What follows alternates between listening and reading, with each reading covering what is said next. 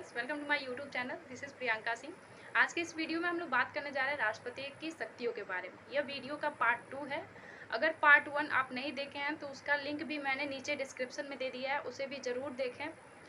Video के part 1 में मैंने राष्ट्रपति के कार्य के बारे में बात किया था। उसमें मैंने आप लोगों को बताया था कि अनुच्छेद 52 से लेकर 62 तक जो भी राष्ट्रपति से संबंधित प्रावधान है उसके बारे में बहुत सरल शब्दों में मैंने चर्चा किया था। आई होप आप लोग को वो वीडियो बहुत ही अच्छा लगा होगा। जो नहीं देखें वो भी ज़रूर देखें उस वीडियो को। उसमें मैंने आप लोगों को बताया था कि राष्ट्रपति का चुनाव कैसे होता है और वो निर्वाचन की रीति क्या क्या है, कैसे कौन कौन चुनाव में भाग लेता है।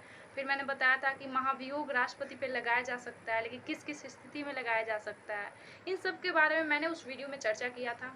आज की इस वीडियो में हम लोग चर्चा करेंगे राष्ट्रपति की शक्तियों के बारे में। तो वीडियो को लास्ट तक ज़रूर देखें, ज़रूर आपको कुछ ना कुछ अच्छा सीखने को मिलेगा। तो चलिए आपका टाइम वेस्ट ना करते हुए मैं वीडियो को स्टार्ट करती हूँ। राष्ट्रपति की शक्तियों के बारे में बात करते हैं। अगर हम बात करें राष्ट्रपति की शक्तियों के बारे में तो ये दो तरह की होती हैं। पहला है राष्ट्रपति की सामान्यकालीन शक्तियाँ और दूसरा है राष्ट्रपति की संकटकालीन शक्तियाँ यानी कि आपातकालीन शक्तियाँ। तो आपातकालीन शक्तियाँ किन किन स्थिति में लगाई जाती है, सामान्य शक्तियाँ क्या हैं, सामान्यकालीन शक्तियाँ क्या हैं, इन सबको हम लोग चलिए डिटेल में जानते हैं। तो अगर राष्ट्रपति की सामान्यकालीन शक्तियों के बारे में बात करें तो सबसे पहले आता है कार्यपालिका से संबंधित शक्ति। जैसा कि आपको याद होगा कि जब मैंने पहला वीडियो बनाया था उसमें मैंने अनुच्छेद 53A में बताया था कि संघ की कार्यपालिका की जो शक्ति होती है वो राष्ट्रपति में निहित होती है, जिसका प्रयोग राष्ट्रपति स्वयं या अपने अधीनस्थ अधिकारियों द्वारा करवाता है। यहाँ भी वही बात को कहा गया है। साथ ही साथ इसमें यह 24वें संविधान संशोधन में इसमें यह भी जोड़ दिया गया कि राष्ट्रपति मंत्रिमंडल से मतलब कि राष्ट्रपति को परामर्श देने के लिए मंत्रिमंडल होगा और जो भी परामर्श देता है मंत्रिमंडल वो राष्ट्रपति उसके अनुसार ही कार्य करेगा। साथ ही साथ 44वें संविधान संशोधन जो कि आपका 1978 में हुआ था उसमें यह जोड़ दिया गया कि अगर मंत्रिमंडल राष्ट्रपति को कोई परामर्श देता है, ठीक है, राष्ट्रपति को कोई परामर्श देता है तो राष्ट्रपति मंत्रिमंडल को पुनः विचार के लिए आग्रह कर सकता है। उसके बावजूद भी अगर मंत्रिमंडल फिर वही परामर्श को देता है तो राष्ट्रपति को उसी के अनुसार कार्य करना होगा। इसके अलावा अगर बात करें तो राष्ट्रपति बहुत सारे ऊंचे पदों की नियुक्ति करता है, जैसे कि प्रधानमंत्री, सर्वोच्च न्यायालय का मुख्य न्यायाधीश हो गया, फिर सेनाध्यक्षों जैसे बहुत ही बड़े बड़े पदों की नियुक्ति भी करते हैं। तो ये हो गई राष्ट्रपति की कार्यपालिका से संबंधित शक्ति।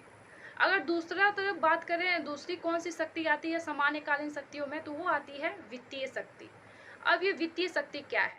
इस क्षेत्र में राष्ट्रपति से संबंधित कुछ महत्वपूर्ण शक्तियां हैं, जैसे कि प्रत्येक वित्तीय वर्ष के प्रारंभ में राष्ट्रपति संसद के दोनों सदनों के समक्ष आय व्यय का विवरण रखवाते हैं।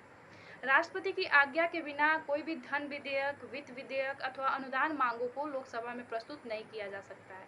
यह भारत की जो आकस्मिक निधि है वो राष्ट्रपति के हाथ में होती है, जिसके लिए धनराशि जिसके व्यय के लिए धनराशि यह दे सकते हैं। हालांकि ऐसा करने के लिए इन्हें संसद की स्वीकृति लेनी होती है। अब बात करते हैं न्यायिक शक्तियों के बारे में, यह तथा वित्तीय शक्ति के बारे में। अब सामान्यकालीन शक्तियों में आती है न्यायिक शक्तियाँ। तो आप ये अनुच्छेद 72 के बारे में सुने होंगे, शुरू से ही रटते आ रहे होंगे, अनुच्छेद 72 क्षमादान क्षमादान। तो या हम यहाँ पे कह सकते हैं कि न्यायिक शक्तियों में अनुच्छेद 72 के बारे में बताया गया है। इसमें बताया गया है कि राष्ट्रपति किसी भी सजा को या तो कम करा सकते हैं, या तो उसको माफ़ कर सकते हैं, या उसकी कठोरता को कम कर सकते हैं। बात करते हैं विधायी शक्तियों के बारे में। तो विधायी शक्तियों में बताया गया कि ब्रिटिश क्राउन की तरह राष्ट्रपति भी संविधान का अंग होता है।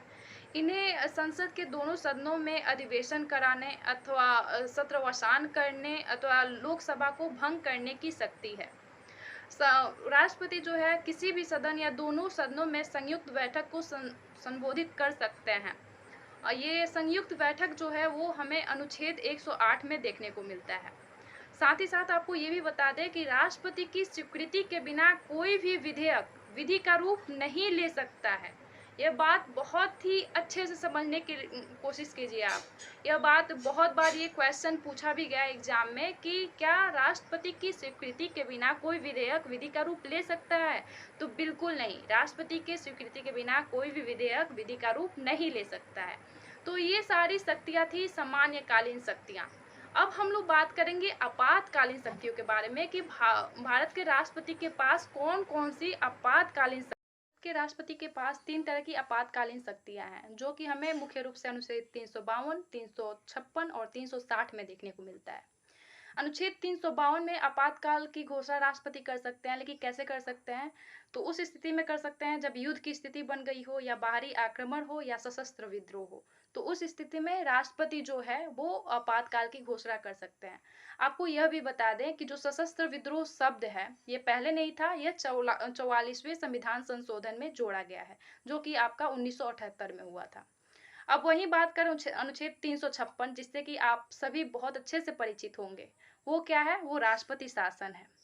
यह तब लगाया जाता है जब संवैधानिक तंत्र में कुछ विफलता आ जाती है, तब राष्ट्रपति शासन लगाया जाता है, जो कि राष्ट्रपति द्वारा लगाया जाता है। नाम ही है राष्ट्रपति शासन। अब लास्ट आता है अनुच्छेद 360, जिसे वित्तीय आपात के नाम से जानते हैं। वित्तीय आपात की घोषणा राष्ट्रपति कब करते हैं? जब राष्ट्रपति को यह आभास हो जाता है कि ऐसी स्थिति बन गई है कि वित्तीय शाख में, भारत के किसी भी वित्तीय शाख में कुछ खतरा उन्हें नजर आता है, या ऐसा नजर आता है कि भारत का जो वित्तीय शाख है वो खतरे में है, तो उस स्थिति में वित्तीय आपात की घोषणा राष्ट्रपति द्वारा की जाती है। तो ये थी राष्ट्रपति की प्रमुख 3 आपातकालीन शक्तियां, जो कि केवल राष्ट्रपति के ही पास है ओनली। तो आई होप आज के इस वीडियो सेशन में मैंने जो भी राष्ट्रपति की शक्तियों के बारे में बताया आप लोगों को अच्छा लगा होगा और बहुत अच्छे से समझ आया होगा। थोड़ा सा कुछ टेक्निकल इशू है, इसीलिए जो वीडियो है बीच बीच में कट जा रहा है। आई होप आप लोग इस बात को समझेंगे। नेक्स्ट टाइम मैं ट्राई करूंगी एक ही शॉर्ट में पूरा वीडियो बनाऊं। वीडियो को अंत तक देखने के लिए धन्यवाद।